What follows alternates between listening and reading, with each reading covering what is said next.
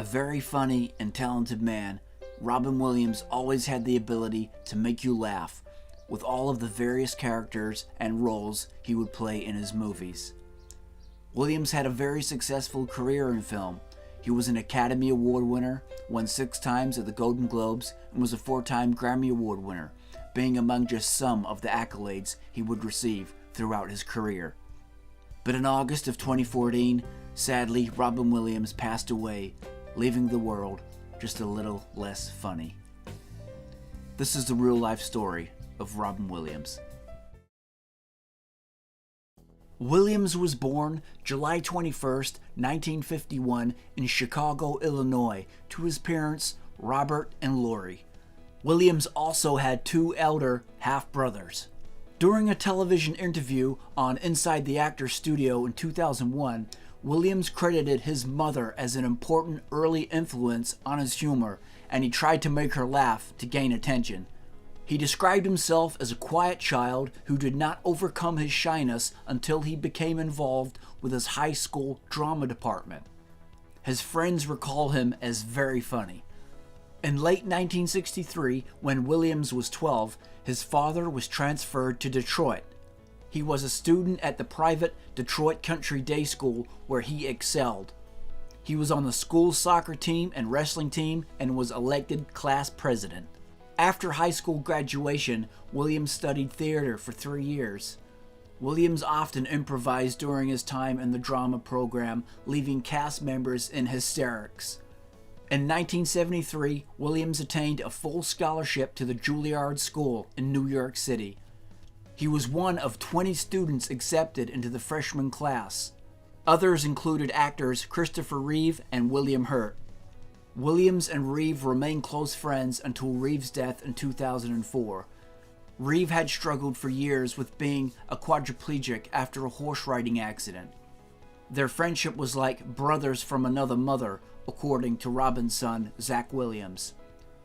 Williams also paid many of Reeves's medical bills and gave financial support to his family. After his family moved to Marin County, Williams began performing stand-up comedy in the San Francisco Bay Area in the mid-1970s.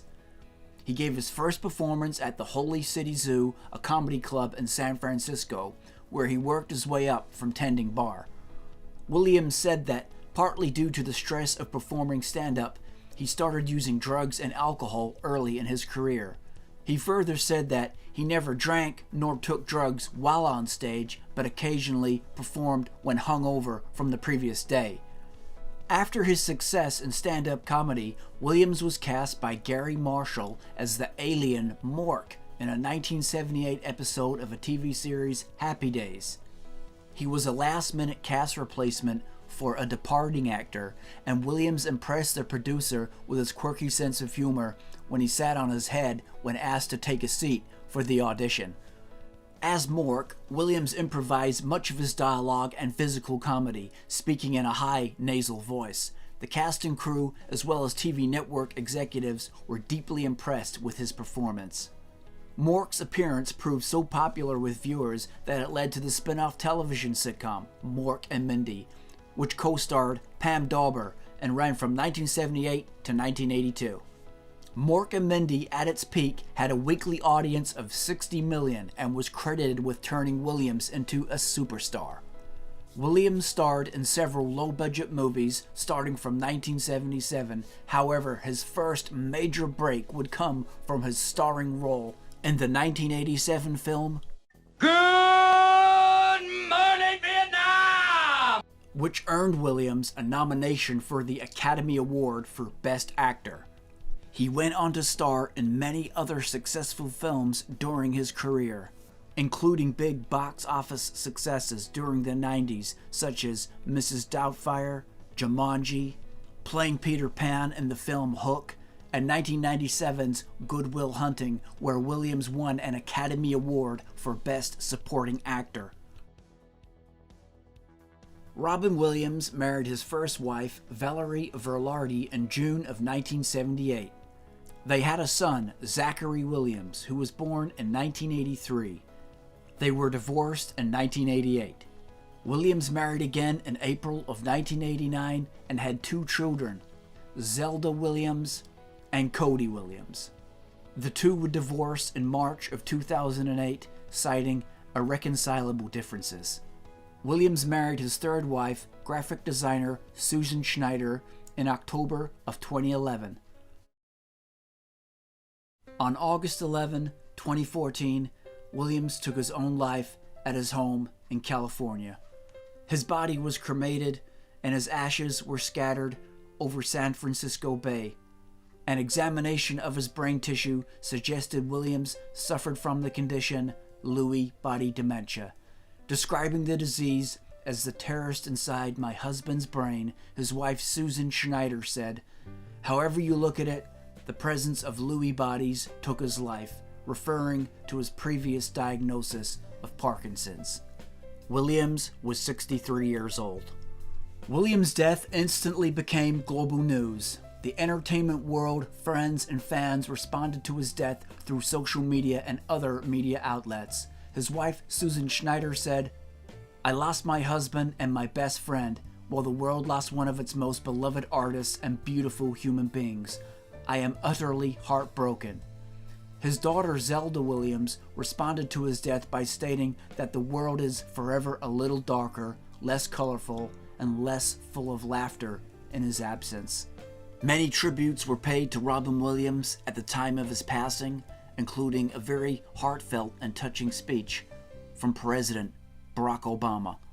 Other tributes for Williams included a tunnel on Highway 101 north of the Golden Gate Bridge. It was officially named the Robin Williams Tunnel on February 29, 2016. And British heavy metal band Iron Maiden dedicated a song titled Tears of a Clown to Williams on their 2015 album, The Book of Souls.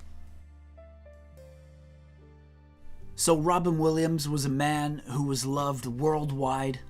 His movies and the characters he played were always funny and inspiring. He was a very talented actor, that goes without saying. I mean, the guy wasn't just funny either. He played many varied roles in his career. He could be both funny and serious, just the same. And something else that sticks out about Robin Williams is the guy was not this big celebrity, fake, put-on type of person. He was real. Like anybody who ever met him and talked about him in interviews said, he was just such a real, funny guy. He would talk to everybody and anybody. It didn't matter if you were like the smallest person on the crew delivering coffees to everybody. He would just sit down and talk to you. He was just a real person. He didn't have any of that celebrity fakeness about him. I really remember people commenting and saying that about Robin all the time. He was just a real human being. I mean, the guy was like a megastar, but he was so down to earth. So Robin Williams was a very giving person. He cared about other people.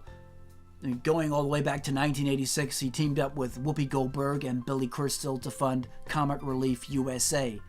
Basically, this is an HBO television benefit, and it raised $80 million as of 2014 for the homeless people.